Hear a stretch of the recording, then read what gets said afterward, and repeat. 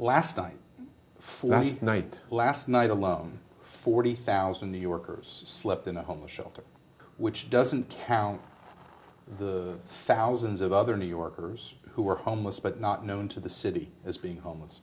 But last night the city supported 40,000 New Yorkers in a shelter, which is 2.5 times Madison Square Garden at capacity. The Paul Holdengraber Show, filmed at Untitled, 5th Avenue. Last year, we estimate that 1.5 million New Yorkers relied on emergency food. 1.5? 1.5. So the census told us that about 2 million of 8 million New Yorkers are living in poverty. And we think that 3/4 of them relied on emergency food. So if we worry about somebody who is homeless and sleeping on the street, the intervention might be, how do we get that New Yorker into shelter?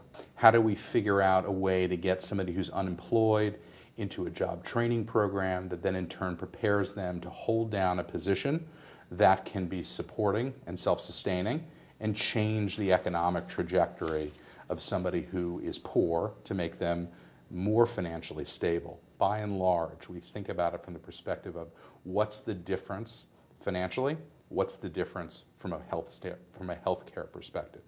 Whenever I write to you, I get back a message saying that you are in charge of survival.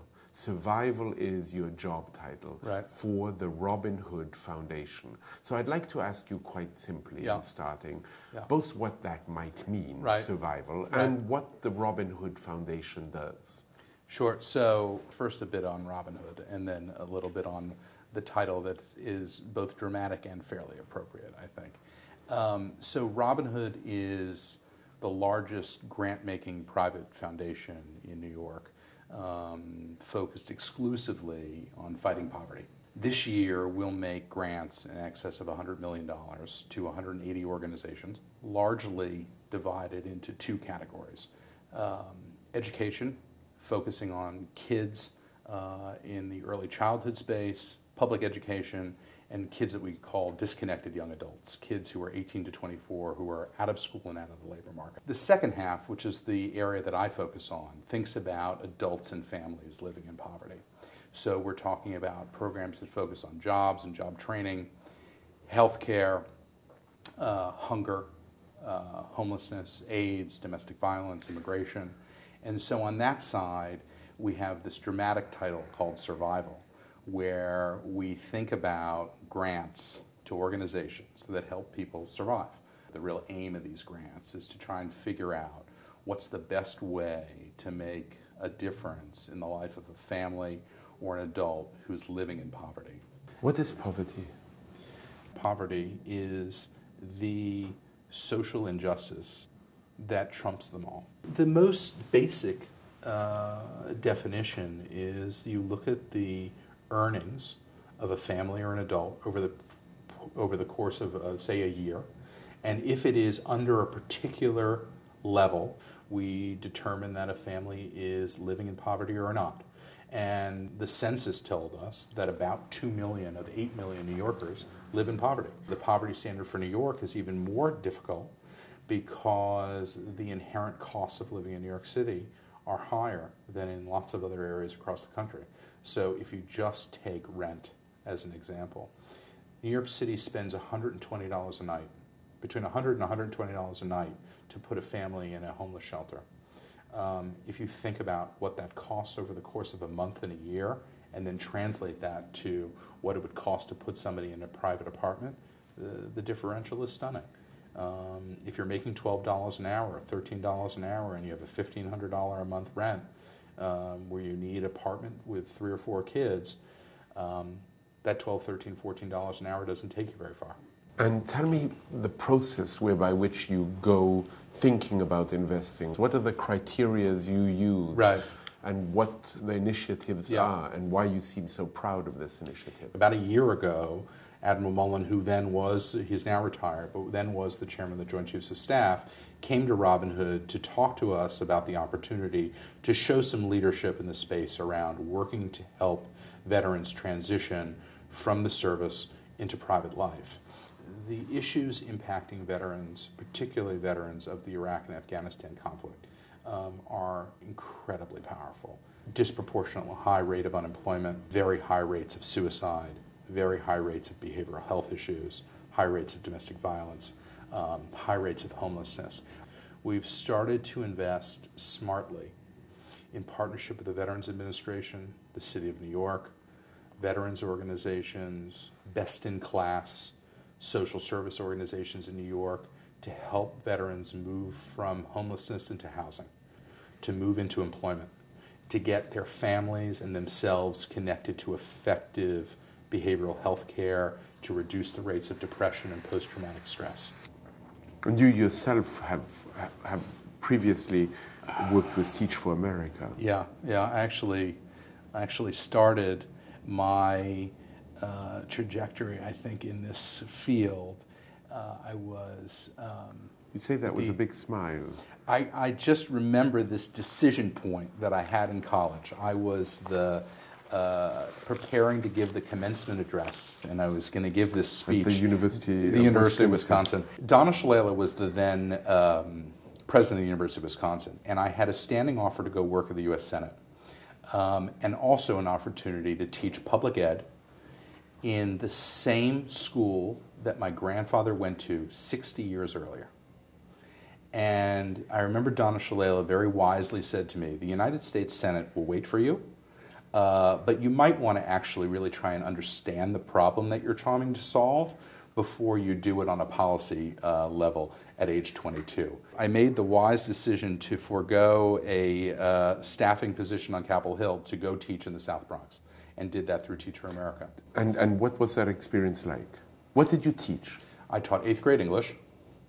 I had 210 kids, 7 classes. I don't think that I'd ever worked really, really hard until I started there and looked at that responsibility, the opportunity to make change, and the sheer obligation to not screw up for kids that had clearly inherited a set of challenges that were unique and daunting.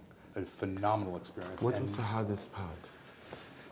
I think you inherit kids that are behind grade level. So looking at kids who are 13 and 14 who are behind and insulated in a neighborhood that is significantly under-resourced. I've stayed in the business of thinking about public policy and poverty since I graduated from college, and I could not have done that effectively, having not been in the South Bronx with families and with kids that were living a problem that I've been trying to figure out how to fix for 20 years. The best opportunity to decrease the chance that someone will live a life of poverty is to empower them with an exceptional education. So the Teach for America... There's a real bridge between Teach for America and Robinhood in that way. I think so. And so Robinhood actually funds Teach for America, rightfully so. How would a change in presidency affect Robinhood?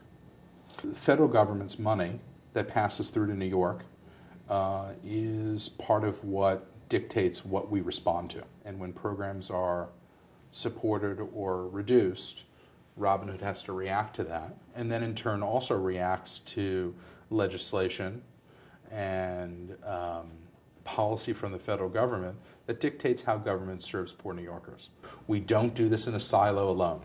So anything that's federally mandated or federally controlled is something that has a lot to do with how we think about this. So if a Republican... if there's a change in the eligibility for poor New Yorkers to qualify for food stamps, it's a big deal. We spend millions of dollars a year enrolling New Yorkers in food stamps. If that access changes, we respond to that. So if we have a Republican president in the White House in less than a year,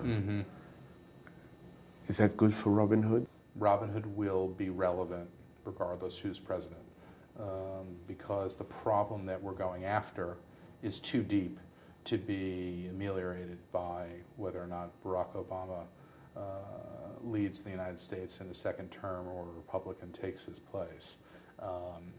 Robinhood's relevance against this big thorny issue around poverty is going to be around for some period of time. But without question, the president will feel the impact from legislation and policy that trickles down to New York, and always do. Well, how do you see the future of philanthropy? It's a very broad question, or another way of asking the same question, is there a downside to philanthropy? A downside to philanthropy. I think the inherent downside to philanthropy is failure.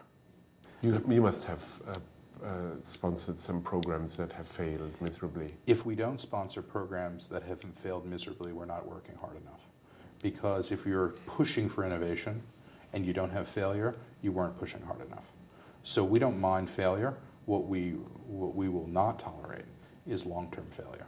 The second thing I think also is that it is so important that philanthropy understand how to support and help government innovate more effectively. That's very interesting. And unpack this a little bit more. This is fascinating to me.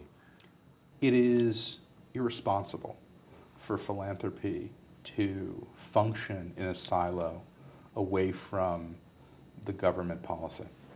So if Robinhood tries to make the life of homeless New Yorkers better, and we don't do that understanding how our investment is impacted by or invested alongside the same types of programs that the city is trying to do, we are missing the boat, as is the city. Which is not to say that Robinhood or philanthropy has to agree with everything that the city of New York does on a policy side, but we are all pushing against the same problem. And if we're not thinking about these issues collaboratively, we're both missing massive opportunity for change. I got a place to go in the morning, going to work. I got a place to go when I ride.